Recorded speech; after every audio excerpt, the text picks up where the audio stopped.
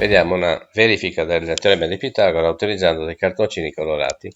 Prima utilizzo come base due quadrati neri di dimensioni uguali, quindi di area uguale. Questi quadrati saranno ricoperti da figure colorate, 8 triangoli, 4 gialli e 4 verdi di dimensioni uguali, e 3 quadrati, uno giallo e 2 rossi. Vediamo come. I quadrati neri saranno ricoperti, come nella figura a sinistra, con un quadrato che è costruito sull'ipotenusa dei triangoli verdi, mentre nella figura di destra i due quadrati rossi sono costruiti sui cateti dei triangoli gialli.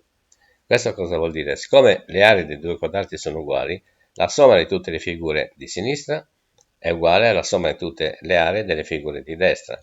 Quindi, eliminando i triangoli che abbiamo detto che sono tutti uguali, nella figura sottostante l'area del quadrato A coinciderà con la somma delle aree dei quadrati B e C, quindi l'area del quadrato costruito sull'ipotenusa è uguale alla somma delle aree dei quadrati costruiti sui cateti.